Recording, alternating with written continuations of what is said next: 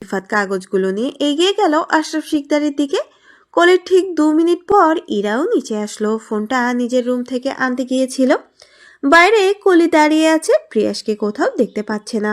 Prius কোথায়? বাগানে দাঁড়িয়ে থাকা। মালি বলল, হ্যাঁ মালিক কাকা, প্রিয়াস ভাইয়াকে কোথাও দেখেছেন? স্যার তো ঘন্টাখানেক আগে দলা ম্যাডামের সাথে কইরা নিয়া কই যেন গেল। ও আচ্ছা। কলি ডাকলো মাইমুনা শিকদারকে। ডাকার সাথে সাথে মাইমুনা শিকদার চলে আসলেন। কলি বলল, প্রিয়াস ভাইয়া তো বাড়িতে নেই, কিভাবে যাব আম্মু? তুমি দাঁড়াও, আমি ভাইজানকে বলছি আমাদেরকে কলেজের সামনে নামিয়ে দিয়ে আসতে। আপনি না দিনকানা, তাহলে কিভাবে পৌঁছে দিবেন আমাদেরকে? বলেই মাইমুনা শিকদার হাঁটলেন আশরাফ শিকদারের রুমের দিকে। আশরাফ শিকদার এবং রিফাত কাজ করছে। মাইমুনা শিকদার রুমে গিয়ে বললেন, পিয়াস তো বাসায় না ভাইজান, ওদের নামিয়ে দিয়ে আসলে ভালো হতো। কলেজের নবীনবরণ অনুষ্ঠান শুরু হয়ে গেছে। আশরাফ শিকদারের সাথে দেখা করতে ঘন্টাখানেক পর লোক আসবে। এখন গেলে কিভাবে হবে? তাই আশরাফ শিকদার রিফাতকে বলল ওদেরকে কলেজে পৌঁছে দিয়ে আসতে। রিফাত কোনো কথা না বলে চলে গেল নিচে। বাইরে যাওয়ার মাঝেই দেখা হয় ইরার সাথে। রিফাত ইরাকে, আসসালামু আলাইকুম ভাবি, কেমন আছেন? জি ভাইয়া, ভালো আছি। আপনি কেমন আছেন? আলহামদুলিল্লাহ ভাবি, ভালো আছি। স্যারের তো ইম্পর্টেন্স কাজ আছে, আমি আপনাদেরকে কি নামিয়ে দিয়ে আসবো? কলি বিরক্ত নিয়ে বলল। আপনি তো দিনকানা, কার মুখ দেখছেন? রিফাত দুষ্টু হাসি হেসে বলল, আরে ম্যাম, কোনো সমস্যা হবে না। আমি যে মোটা চশমা পরছি, এতে করে 10 মাইল দূর পর্যন্ত খুব ভালো করে দেখতে পারি। নির্ভয়ে আসতে পারেন। রিফাত গাড়ি নিয়ে বেরিয়ে পড়ল পেছনের সিটে। ইরা এবং কলি বসে আছে। গাড়ির ছোট কাচের মধ্যে কলির ছোট মুখটাকে রিফাত বারবার লক্ষ্য করে দেখছে। দেখতে কি ওয়াও! প্রায় ঘন্টাখানেক পর চলে আসে কলেজের সামনে। রিফাত কলি আর ইরাকে নামিয়ে দেয় আর বলে, আমি ঘন্টাখানেক পর আপনাদেরকে নিয়ে আসবো ভাবি। একা বসাই যাবে না, ভাইয়া জানতে পারলে অনেক রাগ করবে। রিফাত কলেজের সামনে নামিয়ে দিয়ে গাড়ি নিয়ে চলে আসলো শিকদার মহলে। কলি আর ইরা ভেতরে প্রবেশ করবে। ঠিক তখনই পেছন থেকে একটা চেনা কণ্ঠের ডাক শুনে ইরা পেছনে তাকাতেই দেখে ইয়ান রোশন। ইয়ান রোশন এগিয়ে গেল ইরার দিকে, সাথে কলি তাড়া দিচ্ছে ভেতরে যাওয়ার জন্য। ইয়ান রোশন খুব আবদার করে ইরাকে বলল, আমি আপনার সাথে একটু কথা বলতে চাই, প্লিজ, ইম্পর্টেন্স কথা। কলি ইয়ান রোশনের দিকে হাত দিয়ে ইশারা করে ইরাকে জিজ্ঞাসা করলো। ইয়ান রোশন ইরার আগেই বলে দেয়, আমি ওনার কাজিন হই। তুমি ভেতরে যাও, কিছুক্ষণ পর তোমার ভাবিকে তোমার কাছে পৌঁছে দিয়ে আসবো। কলি যেতে না চাইলে ইরা স্বাভাবিকভাবে বুঝিয়ে বলে। তুমি যাও, আমি কিছুক্ষণের ভেতরে চলে আসছি। রোশন ইরাকে বলল, পাশেই একটা রেস্টুরেন্ট আছে, তোমার কোনো সমস্যা না হলে আমরা ওইখানে গিয়ে বসি। ইরা কিছু বলল না, হয়তোবা যেতে চাইছে। কলেজ থেকে 5 মিনিট দূরে একটা রেস্টুরেন্টে গিয়ে বসলো। রোশন কফি অর্ডার দিয়ে ইরার দিকে তাকিয়ে বলল, আমার সাথে 1 কাপ কফি তো শেয়ার করা যায়, তাই না পূর্ণিমার চাঁদ? ইরা কিছু সংকোচ নিয়ে বলল, প্লিজ আমাকে এইসব নামে ডাকবেন না। আমার একটা নাম আছে, ইরা। আপনি এই নামেই আমায় ডাকবেন। কেন, এই নামে ডাকলে কি খুব বেশি অসুবিধা হয়ে যায়? হ্যাঁ অনেক। আমি যেহেতু মানুষটা আপনার নই, তাহলে কেন আপনি আমাকে ওরকম নামে ডাকবেন? আমি তো তোমাকে আমার করেই নিতে চেয়েছিলাম, কিন্তু মাঝখান থেকে ছক্কা মেরে দিল আদিল, আমার হতেই দিল না তোমাকে। থাক সেসব অতীত। আমাকে কেন নিয়ে আসলেন এখানে? কিছু বলতে চাই তোমাকে, তোমার স্বামীর বিষয়ে। ওনার বিষয়ে কোনো কিছু শুনতে আমি আগ্রহী নই। যদি বলি তোমার বোনের বিষয়ে কিছু বলতে চাই আমি। ইরা বেশ অবাক হয়ে দেখল রোশনকে। সে কি করে জানে তার একটি বোন ছিল? ইরা বেশ রাগান্বিত আর ভয়ঙ্কর ভাবে বলল, মানে কি বলতে চাইছেন আপনি? তেমন কিছুই না, আমার মনে হয় তোমার ব্ল্যাক রোজ ভয়ঙ্কর বাড়িটা থেকে ঘুরে আসা উচিত। সেখানে তুমি চাইলে অনেক রহস্যের কুপকাত করতে সক্ষম হবে। আই মিন, তোমার স্বামীর ভয়ঙ্কর অতীত সম্পর্কে জানতে পারবে। যদি অতীতটা আমার স্বামীর সম্পর্কে হয়, তাহলে আমি বলবো। সেসব বিষয়ে আমি কোনো কিছু জানার ইচ্ছে পোষণ করছি না। তবে যদি হয় আমার আপুর বিষয়ে তাহলে সেটা অন্য বিষয়। আর যদি কোনোভাবে আমার আপুর সাথে মিলে মিশে যায় তবে আমি কাউকেই ছাড়বো না। একেকজনকে একেকভাবে ভয়ঙ্কর মৃত্যুর স্বাদ গ্রহণ করিয়ে ছাড়বো আমি। তোমার ভাই ঈশান কাজটা ঠিক করলো মিসেস আদিল। মানে? আমার ছোট বোনকে জোর করে নিয়ে বিয়ে করেছে। ওর কি জানের মায়া নাই? ও জানে না কার কলিজায় হাত দিয়েছে? ভাইয়া কাকে বিয়ে করছে? মনে হচ্ছে কোনো কিছুই জানো না। আমি সত্যিই কিছু জানি না। ভাইয়া কাকে বিয়ে করছে বলবেন প্লিজ? আমার ছোট বোন জুথিকে। ইরার মাথায় যেন আকাশ ভেঙে পড়ল। রোশন কিভাবে তার ভাই হয়? জুথি তো বলতো সে একমাত্র মেয়ে, তার কোনো ভাই বোন নেই। তাহলে কি জুথি মিথ্যা কথা বলতো? কিন্তু কেন? আমার থেকে লুকালো কেন? ইরা বেশ কৌতূহল নিয়ে রোশনকে জিজ্ঞাসা করলো। আপনি মিথ্যে কেন বলছেন আমায়? যুথি তো আমাকে সবসময় বলতো সে একা, তার কোনো ভাই বোন নেই। তাহলে আপনি কেমন ভাই হন যুথির? মিথ্যে বলার একদম চেষ্টা করবেন না। রোশন বাঁকা হাসি হেসেই বলল, তোমাকে মিথ্যা কথা বলা ইম্পসিবল। সত্যিটাই বলবো, ভরসা রাখতে পারো। হ্যাঁ বলেন, আমিও সত্যিটাই শুনতে চাই। ইকবাল খান যিনি আমার বাবা প্রথমে, তারপর জুথির দাদা ভাইয়ের চাপে পরে ড্যাড আমার মমকে বিয়ে করেছিল। কিছু জুথির মম মানে আমার ছোট আম্মুর সাথে রিলেশন তখনও কন্টিনিউ ছিল। ড্যাড লুকিয়ে বিয়ে করেন জুথির মাকে। এখন সবার চোখে আমরা সৎ ভাই বোন। এমনকি জুথির চোখেও সে কখনো তার ভাই হিসেবে আমাকে স্বীকৃতি দেয়নি। ইরা দীর্ঘশ্বাস নিয়ে বলল, ও, এখনই এত কষ্ট পেলে হবে মিসেস আদিল? এখনো তো তারা জানে বেঁচে আছে। কষ্টগুলোকে জমিয়ে রাখো, একবারে না হয় ফেলে দিও। আমার একটা বিষয় নিয়েই অনেক বেশি আফসোস হচ্ছে। মানে? আঘাতটা আমি যেখান থেকেই করি না কেন, সবটাই সম্পূর্ণভাবে গিয়ে লাগবে তোমার মনে। যার চোখের পানি সহ্য করতে পারি না তাকেও কাঁদতে হবে। পরবর্তী দিন বা সময় কেমন হবে তোমার জন্য জানা নেই। তবে তুমি চাইলে সবকিছু ছেড়ে আমার কাছে চলে আসতে পারো। আমি হাসি মুখে তোমাকে আমার করে নিব চাঁদ। Trust me. ইরা তার ছেলের হাসি হেসে বলল, আবেগ নিয়ে বসে থাকবে না প্লিজ। জীবন কারো জন্যই থেমে থাকে না। আমাদের অপ্রত্যাশিত বিয়েটা হয়ে গিয়েছে আর আমিও এখন বিয়েটাকে মেনে নিয়েছি। আপনি এমনটা আশা করবেন না প্লিজ, যে আমি নতুন করে আপনার জীবনে ফিরে আপনি নামক মানুষটাকে পূর্ণতা দিয়ে আসব। আমার জীবনে খারাপ কিংবা ভালো একটা মানুষ আছে। জানি না পরবর্তী জীবনটা কেমন হবে, তবে আমি ইচ্ছে পোষণ করছি ওই মানুষটাকে নিয়ে সারা জীবন কাটানোর। তাহলে কি বলতে চাইছো? তুমি আর কখনো ফিরবে না আমার জীবনে? সেটা অসম্ভব। তার আগে যেন আমার মৃত্যু মঞ্জুর হয়। এতটা ঘৃণা আমার প্রতি? আপনি এখন আমার জীবনে মৃত্যু সমতুল্য। আমাদের আর কখনো দেখা না হোক, এই দেখাই শেষ দেখা হোক। রোশন বাঁকা হাসি হেসে বলল, এই দেখাটাই শেষ নয়, বরং শুরু। তোমাকে এই মৃত্যুর সমতুল্য মানুষটির সাথে বারবার দেখা করতে হবে চাঁদ। আজ আসি। বলে ইরা হাঁটতে শুরু করলো। রোশন ও আর ইরা বসে রইল না, ইরার পেছন পেছন হাঁটা ধরলো। কফিটা পড়ে রইল টেবিলে। রোশন পেছন থেকে ইরাকে ডেকে বলল, এই চাঁদ। ইরা থেমে গিয়ে দাঁড়ালো। রোশন এগিয়ে গেল, ইরার ঠিক সামনে এসে দাঁড়ালো। চোখে চোখ পড়তেই ইরা বলে উঠল, এই অসহায়ত্ব দৃষ্টি নিয়ে আমার দিকে তাকাবেন না প্লিজ। কেন মায়া হয়? ইরা চুপ করে আছে। রোশন বাঁকা হেসে বলল, তাহলে কবে যাচ্ছেন মিসেস আদিল গোয়েন্দাগিরি করতে? অতি দ্রুত। আর চলে যান আপনি, কেউ দেখলে সমস্যা হবে আমার। বলেই ইরা কলেজের নবীনবরণ অনুষ্ঠানে ঢুকে পড়ল। ইরার ফোন সাইলেন্ট। ইতোমধ্যে আদিল কয়েকশো বার কল করেছে ইরাকে। ইরার ফোন পার্স সহ কলির কাছে দিয়ে গিয়েছিল। ঈশান জুথিকে বাড়িতে নিয়ে আসার সময় ইচ্ছে মতো ভয় দেখিয়ে নিয়ে এসেছিল। তার বউ জানতে পারলে এটা সেটা করবে। বাড়ির আসার পর তো তেমন আহামরি কিছুই হয়নি, বরং ঈশানের পরিবার থেকে খুব তাড়াতাড়ি জুথিকে মেনে নিয়েছিল। অতিরিক্ত টেনশনে জুথির বেশ জ্বর এসেছে। জুথির মা হাজার হাজার বার কল করেছে। অনেক রাতে বেশ বাধ্য হয়ে কলটা রিসিভ করেছিল ঈশান। বিয়ের বিষয়টা জানালে তিনি সঙ্গে সঙ্গে ফোনটা কেটে দেন।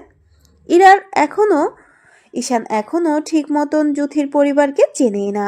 জুথির জ্বরের তাপমাত্রা বেশি হওয়ায় রাতেই একজন ডক্টরকে কল করে বাসায় এসেছিল, কিছু হালকা মেডিসিন দিয়ে গিয়েছিল। তারপরও শরীরের তাপমাত্রা না কমলে হসপিটালে যেতে বলেছেন ডক্টর।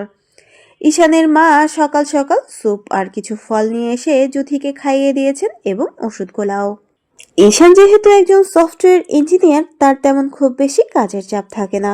ঈশান তার বাবার শরীরও আগের থেকে অনেকটাই সুস্থ, তাই এখন আর ঈশানকে কোম্পানি দেখাশোনা করতে হয় না। ঈশান জুথির পাশে বসে মাথায় আলতো করে হাত দিয়ে বলল। এখনো কেমন ফিল করছো? জুথি কপাল থেকে ঈশানের হাতকে ছাড়িয়ে অন্যদিক করে শুয়ে বলল। ঠিক আছি আমি, টেনশন করতে হবে না আমাকে নিয়ে। আমি বলেছি একবারও যে আমি তোমাকে নিয়ে টেনশন করতেছি? আপনার আমাকে নিয়ে টেনশন করতে হবে না, আপনার আরেকটা বউ আছে না, তাকে নিয়ে করেন গা। ঠিক বলছো, আমি বরং ওর কাছে যাই। এই শোনেন, কি বলবো তাড়াতাড়ি বলো। তাকে কোথায় লুকিয়ে রেখেছেন সত্যি করে বলেন। কাকে? আপনার প্রথম বউকে। আমার ঠেকা পড়ছে যে তোমাকে বলতে হবে। যাও গিয়ে খুঁজে বের করো। বলেই ঈশান হেঁটে রুমের বাইরে চলে আসলো। জুথিও তার বিপরীতে মুখ ফুলিয়ে বসে রইল।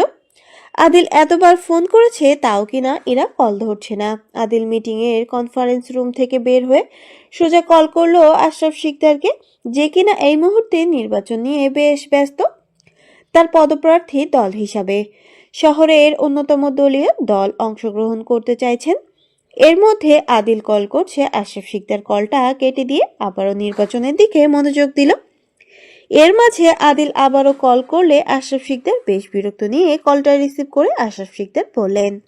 আমি একটা ইম্পর্টেন্ট মিটিংয়ে আছি, কিছুক্ষণ পর কল ব্যাক করছি। আদিল রাগে রি রি করতে করতেই বলল। এক্সকিউজ দেওয়া বন্ধ করো ড্যাড, আমার বউ কই?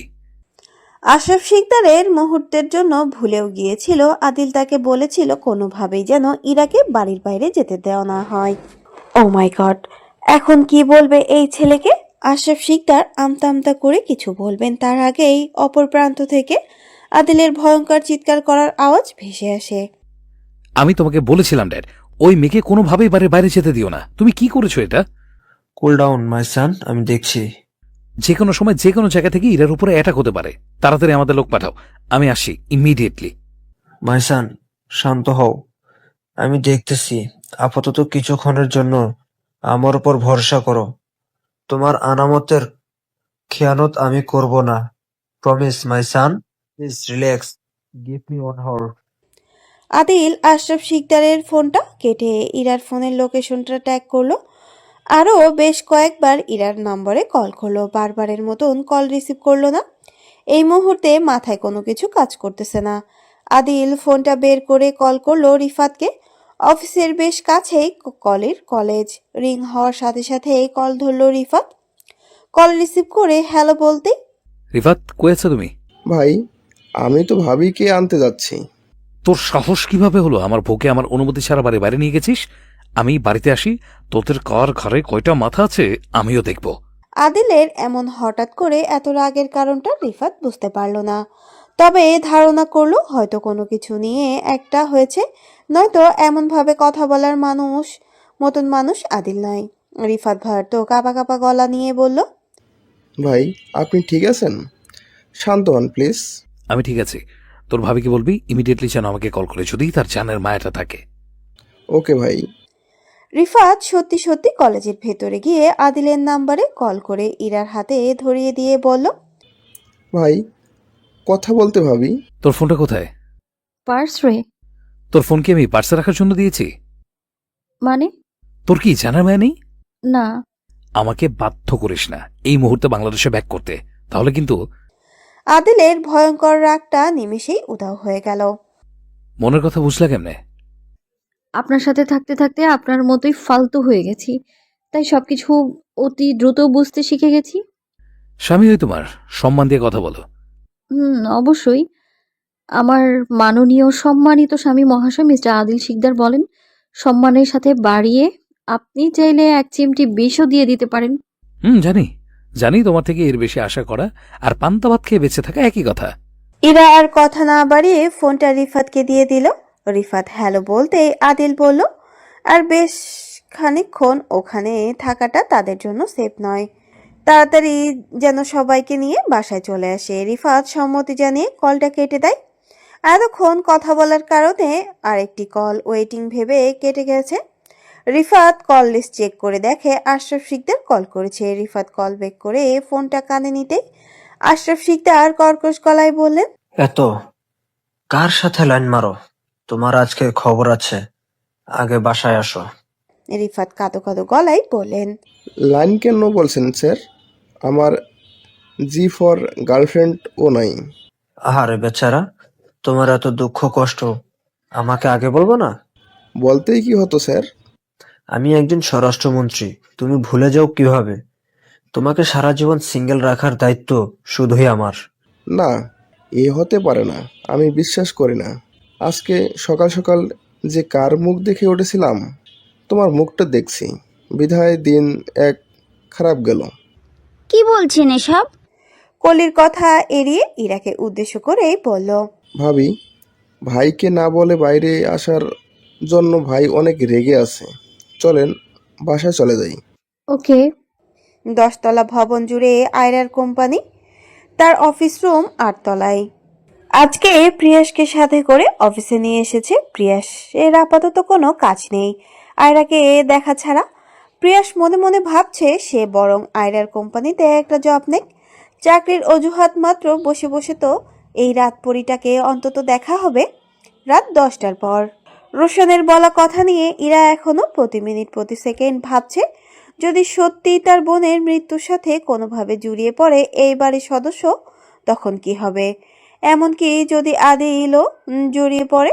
ফ্ল্যাশব্যাক, আজ থেকে 10 বছর আগের ঘটনা। ইরার বয়স যখন 7 বছর, তখন ইরার বড় বোনের বয়স 16 বছর। আজাদ চৌধুরী তখন ছিলেন ছোট্ট একটা গ্রামের বাসিন্দা। তখন তাদের এতটাও আরামের জীবন ছিল না। আজাদ চৌধুরী শিক্ষিত, আদর্শবান একজন মানুষ ছিলেন। তাদের অভাবটাও ঘরের মাঝে করার নাড়লেও সম্মানে এক চিলতে পরিমাণ দাগ ফেলতে পারেনি। আজাদ চৌধুরীর বড় মেয়ে আদ্রিতা চৌধুরী, আদ্রি, সবাই ভালোবেসে আদ্রিতা বলেই ডাকে। ছোটবেলা থেকে আজাদ চৌধুরী হাতে কলমে ধরে পড়াশুনো করিয়েছেন। আদ্রিতার পড়াশোনার পাশাপাশি তার সৌন্দর্যের বাহ্যিকতা জড়িয়ে পড়ে সারা গ্রাম জুড়ে। আদ্রিতা কেবল এসএসসি পরীক্ষা দিয়েছে, রেজাল্ট বের হয়ে হবে কিছুদিনের মধ্যে। এর মাঝে মাঝে প্রায় প্রতিদিন ঘটকদের আনাগোনা দেখা যেত। আজাদ চৌধুরী মুখের ওপর সবাইকে নিষেধ করে দিতেন। তাদের মেয়েকে তারা অল্প বয়সে বিবাহ দেবেন না, উচ্চশিক্ষায় শিক্ষিত করবেন। গ্রামের মানুষের বাঁকা দৃষ্টি কুনজর শিকার হতো প্রায় প্রতি মুহূর্তেই আদ্রিতা। একসময় বেশ বিরক্ত হয়ে বাড়িতে থেকে বের হওয়া বন্ধ করে দেয় আদ্রিতা।